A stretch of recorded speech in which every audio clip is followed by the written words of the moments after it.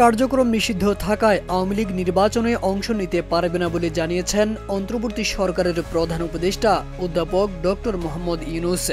তিনি বলেন, নির্বাচন কমিশন পরবর্তীতে নিবন্ধিত রাজনৈতিক দলের তালিকা থেকে দলটিকে বাদ দিয়েছে।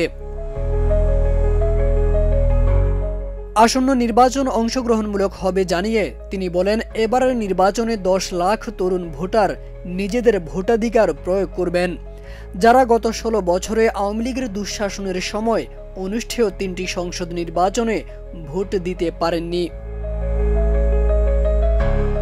ফেব্রুয়ারির প্রথমার্ধে নির্বাচন অনুষ্ঠিত হবে উল্লেখ করে প্রধান উপদেষ্টা জোর দিয়ে বলেন, এবারের নির্বাচন হবে অন্তর্ভুক্তিমূলক ও অংশগ্রহণমূলক, যেখানে বিপুল সংখ্যক ভোট পড়ার সম্ভাবনা রয়েছে।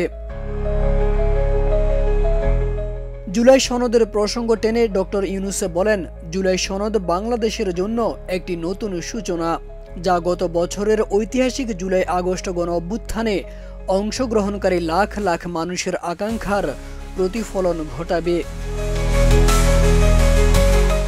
13 নভেম্বর যুক্তরাজ্যের আন্তর্জাতিক উন্নয়ন মন্ত্রী ব্যারোনেস জেনি চ্যাপম্যানের সঙ্গে বৈঠকে এসব কথা জানান প্রধান উপদেষ্টা ডক্টর মোহাম্মদ ইউনূস। 14 নভেম্বর প্রধান উপদেষ্টার প্রেস উইং থেকে এক বিজ্ঞপ্তিতে এই তথ্য জানানো হয়েছে। তারেক আজিজ খান, প্রজন্ম 24।